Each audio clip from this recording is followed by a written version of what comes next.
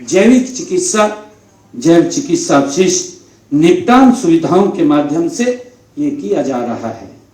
इसके अलावा उद्योगों से निकलने वाले खतरनाक कचरे के निपटान के लिए भी हमने फरीदाबाद के पाली में एक सामान्य खतरनाक कचरा प्रबंधन स्थल वो भी बनाया है, जिससे कि लोगों के जीवन के ऊपर उसका इफेक्ट ना पड़े। यह सुविधा पूरे राज्य से आने वाले खतरनाक कचरे के सुरक्षित निपटान की ये गारंटी देता है। और ताकि हमारी सोच भी है कि अगर स्वच्छता होगी व्यक्ति स्वस्थ रहेगा, और व्यक्ति स्वस्थ रहेगा विकास की गति बढ़ जाएगी। मित्रों, हम सब जानते हैं अभी कोरोना का समय था, कोरोना के समय के अंदर क्या हालात हुए हैं, किस प्रकार की स्थितियां पैदा हुई हैं। एक हष्ट-पुष्ट व्यक्ति भी अगर उसको बीमारी घेर लेती है तो कितना ही गति से काम करने वाला व्यक्ति है उसकी गति को ब्रेक लगा देता है, ये हम सब जानते हैं। परंतु जब वातावरण स्वस्थ होगा, हम स्वस्थ होंगे तो विकास की गति भी बढ़ेगी। साथियों, आज के समय में हम इलेक्ट्रॉनिक कचरा, उसके बारे में भी हम सब जानते हैं। हमारे सामने एक बड़ी चुनौती है इलेक्ट्रॉनिक कचरा।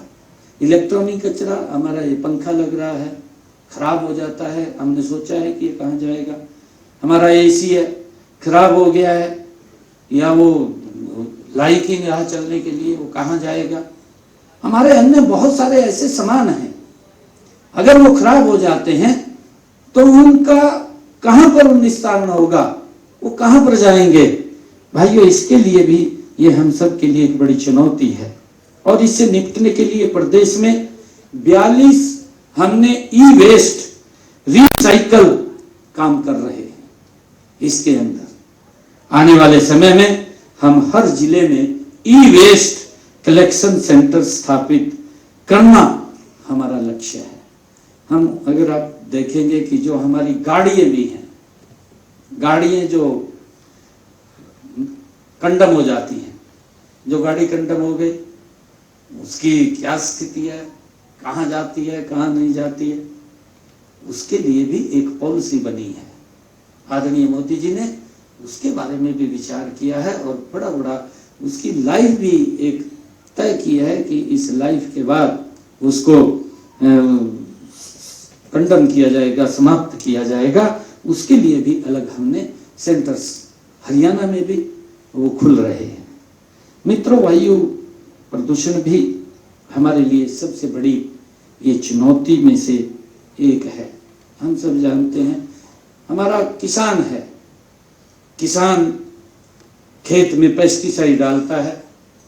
एक तो पेस्टिसाइड हमारे अनाज के अंदर आ जाता है, दूसरा वायु को भी पोल्यूशन करता है। दोनों तरफ वो हमारे शरीर के ऊपर इफेक्ट डालता है। और हमने हरित क्रांति की बात कही, परंतु हम बढ़ कहीं और गए। आदरणीय प्रधानमंत्री जी ने अलग से इसके ऊपर भी बजट रखा है। हम सब जानते हैं प्राकृतिक खेती, क्या प्राकृतिक खेती करिए ताकि हमारा जो पेस्टिसाइड अनाज के अंदर जाता है उसका इम्पैक्ट हमारे शरीर के ऊपर पड़ता है। हम देखते हैं हमारे हरियाणा के अंदर ही है, क्योंकि हमारी, जब मैं बहुत छोटा था मैं देखता था अनाज मंडी के अंदर जब अनाज लेकर के जाते थे, मेरे ख्याल से जो हमारे वहाँ श्रमिक थे, 1 क्विंटल की बोरी को वो उठा करके गाड़ी के ऊपर चले जाते थे, और आज वो घट करके मात्र मेरे ख्याल 35 किलो की रह गई है। कितना उसका वजन घटाए, विचार करने की बात है, ये कोई वैसा विषय नहीं है। उस 35 किलो की बोरी को उठा करके भी हम ऊपर नहीं जा सकते।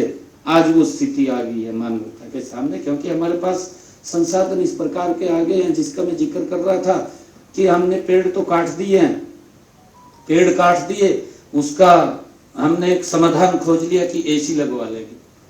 भाई वो इम्पैक्ट पड़ रहा है उसका बहुत ज्यादा। हमारे शरीर के ऊपर कितना इम्पैक्ट उसका पड़ रहा है। हमें पौधे लगाने की आवश्यकता है। आज आदरणीय प्रधानमंत्री जी ने एक पेड़ मां के नाम इसका शुभारंभ किया है। हम सब की जिम्मेवारी है कि इस वातावरण का संतुलन बना करके रखें। आज अगर हम देखते हैं, जब वातावरण के इस वायुमंडल के अंदर अगर असंतुलन हुआ है तो उस असंतुलन के कारण ही तो हम देख रहे हैं, पता ही नहीं लगता, बादल का बादल गिर जाता है, फट जाता है। कितने गांव तबाह हो गए आपके सामने। उस गांव के गांव चले गए, उसको भागने का भी समय नहीं दिया कि भाग तो जाए घर से निकल करके, वो भी समय नहीं दिया। ये हमारी प्रकृति का संतुलन है जो बिगड़ गया है, और बिगड़ा है तो उसका कहीं ना कहीं हमारे ऊपर इम्पैक्ट पड़ रहा है। हमें उसको विचार करने की आवश्यकता है, हमें सोचने की आवश्यकता है कि हम उसको कैसे दोबारा उसका संतुलन बना करके रखें। और इससे जो वायु प्रदूषण है, जिसका मैंने जिक्र किया है कि हमारे लिए सबसे बड़ी चुनौती है, इससे निपटने के लिए अभी हमने वर्ल्ड बैंक के साथ मिलकर के 3600 करोड़ रुपए की लागत के clean air project for sustainable development की शुरुआत की है। और इसके तहत हमने गुरुग्राम, फरीदाबाद और सोनीपत के लिए 500 इलेक्ट्रिक बसें वो भी खरीदी हैं। इसके लिए हमने इलेक्ट्रिक ऑटो के लिए भी सब्सिडी दी है। और आने वाले समय के अंदर इलेक्ट्रिक जो बसें हैं, इलेक्ट्रिक बसों की ज्यादा, ताकि डीजल से, पेट्रोल से ज्यादा पोल्यूशन ना हो, हमने ईवी पार्क खरखौदा के अंदर, रोहतक के अंदर ईवी पार्क बनाने की, और उसके ऊपर हमने सब्सिडी भी दी है कि कुछ जो इन्वेस्टर्स हैं वो इन्वेस्टर्स, उसकी पॉलिसी हमने बनाई है ईवी को लेकर के। हमारे जो इलेक्ट्रिक व्हीकल हैं उसको लेकर के हमने एक पॉलिसी भी बनाई है ताकि इन्वेस्टर्स आए और ज़्यादा हमारे वाहन ये इलेक्ट्रिक हों, चाहे वो कार है, चाहे हमारी बसें हैं, चल रही हैं बसें, और चाहे हमारी गाड़ी है, वो भी हम देख रहे हैं, वो भी इससे चल रही हैं। और अभी हमने एक बड़ी फैक्ट्री का भी अभी उद्घाटन किया है। आदरणीय मंत्री जी वहाँ गए थे, हमारे केंद्रीय मंत्री उसमें आए थे, जो हरियाणा की बड़ी ATL फैक्ट्री जिसके अंदर लिथियम बैटरी वो बन रही है और बड़ी मात्रा के अंदर वहाँ पर वो बनेगी। ये हमारा, क्योंकि जब हम कोई समस्या हमारे सामने चुनौती बनती है तो उसके समाधान के लिए भी हम सब बैठ करके उस पर विचार करते हैं। और हमने कि 105 ऐसी बसें जो दिसंबर 2025 तक इस बेड़े के अंदर और जुड़ जाएंगी। हमें लगातार जो भी कंपनी इलेक्ट्रिक बसें बनाती है उनको हम इसमें जोड़ते हैं, और इलेक्ट्रिक वाहनों के लिए पूरे राज्य में 370 से अधिक ईवी चार्जिंग स्टेशन भी स्थापित करने का हमने निर्णय किया है। और हाई डेंसिटी के ये ई चार्जिंग जो चार्जिंग है वो लगेंगे ताकि व्यक्ति को ज़्यादा लंबा इंतजार ना करना पड़े, और कहीं अगर चार्ज करना है तो आधे घंटे के अंदर वो अपनी गाड़ी की बैटरी को रिचार्ज करके दोबारा फिर अपने गंतव्य की तरफ बढ़ सकता है, उसको लंबा इंतजार नहीं करना पड़ेगा। मित्रों, आप सब जानते हैं कि वायु पोल्यूशन का एक बड़ा जो कारण है वो पराली जलाना भी रहा है, और हमने उसके ऊपर हरियाणा में बड़ा काम किया है। और जब हमने काम किया है, हमने किसानों को जागरूक किया है। जब हमारे मंत्री जी बात कर रहे थे कि हमारे जो NGOs हैं, हमारी अन्य संस्थाएं हैं, जो लोगों को जागरूक करें, लोगों को बताएं। सरकार अपने तरीके से काम करती है, परंतु जब हम जागरूक करेंगे तो लोग उस बात को समझते हैं, फिर उसके ऊपर चलते भी हैं। हमने हरियाणा के अंदर एक इंसेंटिव भी दिया कि कोई पराली नहीं जलाएगा, पराली नहीं जलाएगा तो उसके ना जलाने के ही एवज में 1000 रुपए प्रति एकड़ हम उसको देंगे। अब हमने उसको बढ़ा भी दिया, हमने 1200 रुपए एकड़ कर दिया, अभी इसी बजट में किया है, ताकि किसान अपने खेत की पराली ना जलाए। और उसकी एवज में हमने खड़ा किया है बिजली संयंत्र लगाने का काम भी किया है। कई जिलों में लग गए अभी, और लगातार कई जिलों में अभी लगने वाले हैं, ताकि किसान को वो अपने खेत की पराली हो, गन्ने की पाती हो या गेहूं के फाने हो, कोई भी उसका वेस्ट मटेरियल हो, वो उसको जलाए ना, वो उसको काट करके उसके लिए हमने चाहे बेलर है चाहे रीपर्स हैं, उसके ऊपर भी सब्सिडी देने का काम किसान को किया है, ताकि वो उसको काट करके उस इंडस्ट्री के अंदर जो बिजली से अंतर लगा है उसके अंदर जाकर के उसको बेच सके। सरकार भी इंसेंटिव दे रही है, उसका भी इनकम का साधन खड़ा किया है, ताकि उसको ये जलाने की नौबत ना आए। और उसका क्योंकि जब जागरूक किया है तो हमारे किसानों ने भी उसका पॉजिटिव लिया है, और पॉजिटिव लिया है तो उसके पॉजिटिव परिणाम आए हैं। पॉजिटिव परिणाम ये आए हैं कि माननीय सुप्रीम कोर्ट ने अपने एक आदेश के अंदर हमारे पड़ोसी राज्य को स्पष्ट रूप से एक बात कही है कि आप पराली प्रबंधन के रूप में अगर आपने कुछ सीखना है तो हरियाणा से सीखिए। ये बात माननीय सुप्रीम कोर्ट ने अपने आदेश के अंदर की है, क्योंकि उसकी व्यवस्था खड़ी की है। व्यवस्था खड़ी की है तो हमारे किसानों ने ऑन किया है। तो ये पराली प्रबंधन को लेकर के भी हमने उसके ऊपर काम किया है, उनको जागरूक किया है। और पराली प्रबंधन के लिए 1 लाख से ज्यादा मशीनें हमने दी हैं, 1 लाख से ज्यादा। इसके फलस्वरूप पराली जलाने की जो घटनाओं में वर्ष 2016 के बाद अब तक 90% की कमी आई है। 90% की कमी, ये हमारे लिए खुशी की बात है। हमने उद्योगों से भी निकलने वाले प्रदूषण को नियंत्रित करने के लिए भी CNG और PNG जैसे स्वच्छ ईंधन के उपयोग को बढ़ावा हमने दिया है। वायु की गुणवत्ता की निगरानी भी लगातार की जा रही है, जिसका जिक्र भी किया गया था। इसके लिए प्रदेश में 29 स्वचालित और 46 मैनुअल वायु गुणवत्ता निगरानी स्टेशन काम कर रहे हैं। आने वाले समय में 18 और स्टेशन स्थापित करने की हमारी योजना है। मित्रों, हमने जल प्रदूषण को रोकने के लिए भी ठोस कदम हमारी सरकार उठा रही है। इसके लिए लोगों को जागरूक किया जा रहा है। प्रदूषित पानी को साफ करके फिर से उपयोग करके उसका पानी के लायक उसको बनाया जा रहा है। हमने ये भी अभी चाहे गुरुग्राम हो, जहां हमारे इंडस्ट्रियल जोन है, वहां पर ETP लगा करके पानी को ट्रीट करके रिसाइकल करने का काम, चाहे वो ग्रीन एरिया हो या हमारा एग्रीकल्चर जोन हो, एग्रीकल्चर के अंदर भी हम उसको रिसाइकल करके उस पानी को देने का काम कर रहे हैं, ताकि पानी की भी बचत हो और वो भी स्वच्छ हो। उसको लेकर के हम काम कर रहे हैं।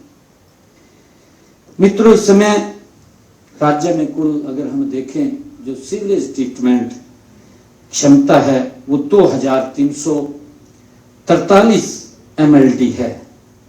इसका 74% उपयोग हो रहा है।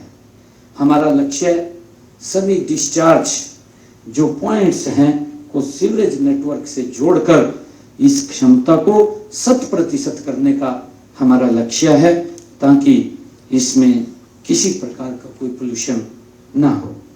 मित्रों, आज हरियाणा में 201 सीवरेज ट्रीटमेंट प्लांट कार्यरत हैं। इन प्लांट्स से निकलने वाले शोषित पानी का जो शोधित पानी है, उस शोधित पानी का अधिकतम उपयोग किया जा रहा है। मित्रों, मैं यहाँ पर विशेष रूप से हमारा रेवाड़ी के अंदर जो मैसाणी बैराज का जिक्र करना मैं चाहूँगा, क्योंकि वो बैराज में बरसाती पानी के साथ साथ रेवाड़ी और धारूएड़ा जो हमारा वो क्षेत्र है कि सीवरेज ट्रीटमेंट प्लांट का पानी वहाँ पर इकट्ठा होता है, क्योंकि उसका कई बार विधानसभा के अंदर भी जिक्र हुआ है। हमारे मंत्री जी क्योंकि उसी एरिया से आते हैं और वहाँ पर लोगों की भी बड़ी इस बात की बड़ी ग्रीवेंस रहती थी कि यहाँ पर इंडस्ट्री का अनट्रीटेड पानी वो इसमें छोड़ा जा रहा है, और उसके क्योंकि जब वो ज़मीन में जाता है, ज़मीन में जाने के बाद उसके कई प्रकार के दुष्परिणाम भी हमारे शरीर के ऊपर पड़ते हैं। तो हमने उस जो मैसाणी बैराज है, उस बैराज को हमने इस पानी को साफ करके खेती और अन्य कामों में उसको लाया जाता है। इसके लिए हमने पूरी रचना योजना बड़ी उसकी बनाई है और उसके ऊपर काम भी चल रहा है। इसके अलावा हमने सीवरेज ट्रीटमेंट प्लांट के शोधित पानी को सिंचाई के लिए इस्तेमाल करने के लिए 27 योजनाएं वो तैयार की हैं। इनमें से 11 पूरी हो चुकी हैं और इनमें से सिंचाई के लिए एक स्थायी जल स्रोत तक वो भी हमें मिलेगा, नहरों पर दबाव कम होगा और भूजल का जो हम नीचे से लगातार पानी का दोहन कर रहे हैं वो भी कम होगा।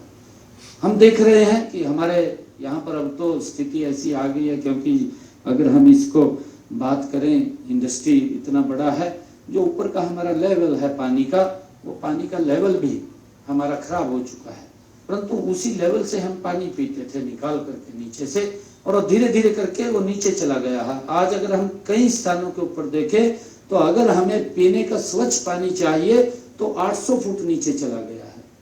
ये हमारे लिए एक खतरे की रेड घंटी है, उसके बारे में भी हमें विचार करना चाहिए, सोचना चाहिए। हम मैसाणी बैराज को एक पायलट प्रोजेक्ट के तौर पर विकसित कर रहे हैं, जिसका मैंने जिक्र किया है, अभी बताया भी है, ताकि इसी मॉडल को पूरे प्रदेश में लागू किया जा सके। मित्रों, इस समय प्रदेश में 19,716 तालाब हैं और इनमें से 11,295 तालाब प्रदूषित हैं।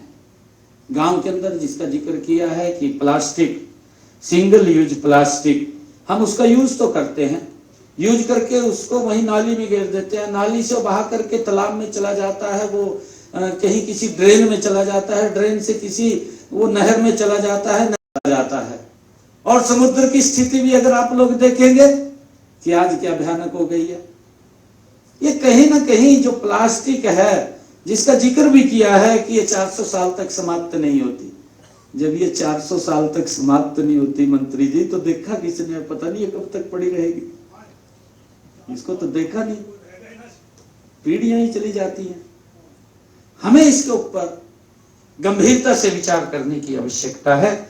ये सरकार का, कई बार सोचते हैं भी सरकार ने, हम कानून बना, सरकार कानून बना सकती है, फोर्सली लागू कर सकती है, परंतु जब तक हमारी एनजीओ, हमारी संस्थाएं, धार्मिक संस्थाएं, हमारे प्रबुद्ध जन अगर ऐसे विषय के अंदर आगे निकल करके नहीं आएंगे, तो लोगों को जागरूक नहीं करेंगे, तो इसके ऊपर हम काबू पाना हमारे लिए बड़ा कठिन विषय है। मित्रों, हमने खनन गतिविधियों को भी नियंत्रित करने का और ध्वनि प्रदूषण पर निगरानी रखने के लिए अनेक कदम हमने उठाए हैं। हम यह सुनिश्चित कर रहे हैं कि प्राकृतिक संसाधनों का दोहन संतुलित और नियमों के दायरे में वो होना चाहिए, इसको भी हम सुनिश्चित कर रहे हैं। राज्य पर्यावरण योजना केवल 1 या 2 भागों का काम नहीं है। मित्रों, इस योजना के लिए कई विभागों को मिलकर के काम करने की आवश्यकता है। इसके लिए एक उच्च स्तरीय समिति का गठन वो किया जाएगा, जो विभिन्न विभागों के बीच तालमेल और प्रगति की निगरानी का काम करेगी। ये हमने निर्णय किया है।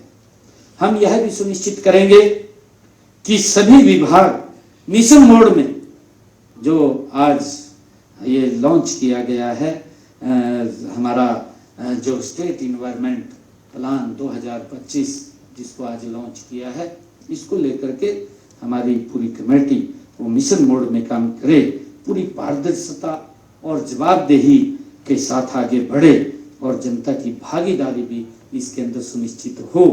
इस प्रकार की रचना योजना हम बनाएंगे ताकि आम नागरिक का भी इसके अंदर सहयोग लेकर के इस वातावरण को शुद्ध किया जा सके। ये हम सब की जिम्मेवारी है। मेरे हरियाणा के 2 करोड़ 80 लाख लोगों की ये जिम्मेवारी है।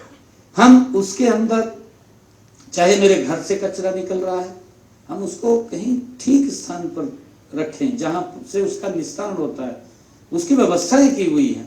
परंतु हम घर से निकलते हैं, गाड़ी में बैठते हैं, पता नहीं उसको कहाँ छोड़ देते हैं और उसका असर कहीं ना कहीं वो हम सब के जीवन के ऊपर पड़ता है। आज मैं विभाग के सभी अधिकारियों को साधुवाद देता हूं कि आज इस इन्वायरमेंट में जो अग्रणी भूमिका निभाते हुए आज स्टेट इन्वायरमेंट प्लान 2025 का जो आज उद्घाटन हुआ है, लॉन्च हुआ है, इसका मेरे हरियाणा प्रदेश के लोगों को लाभ मिलेगा।